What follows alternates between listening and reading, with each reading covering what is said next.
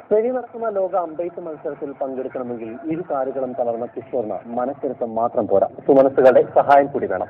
രാജ്യാന്തര നിലവാരമുള്ള മത്സര ഉപകരണങ്ങൾ വാങ്ങാൻ 1.5 ലക്ഷം രൂപ കണ്ടെത്താനാകാതെ വിഷമിക്കുകയാണ് ഈ ചെറുപ്പക്കാരൻ.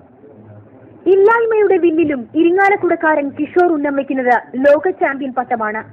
ജൂണിൽ സ്പെയിനിലാണ് വികലാംഗർക്കായുള്ള മത്സരം. അതിനു മുന്നോടിയായി മെയ്യിൽ മഹാരാഷ്ട്രയിൽ ദേശീയ ചാമ്പ്യൻഷിപ്പ് ഉണ്ട്.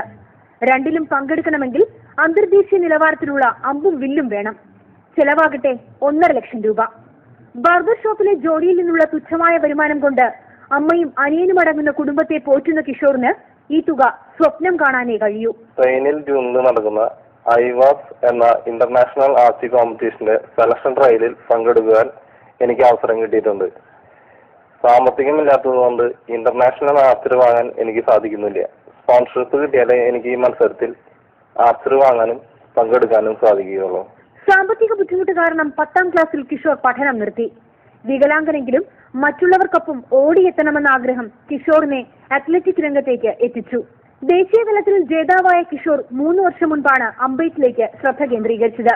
വികലാംഗ വിഭാഗത്തിൽ കേരളത്തിൽ നിന്നുള്ള ഏക അമ്പെയ്ത്ത് താരം കൂടിയാണ് കിഷോർ. മനോരമ ന്യൂസ്, തൃശൂർ.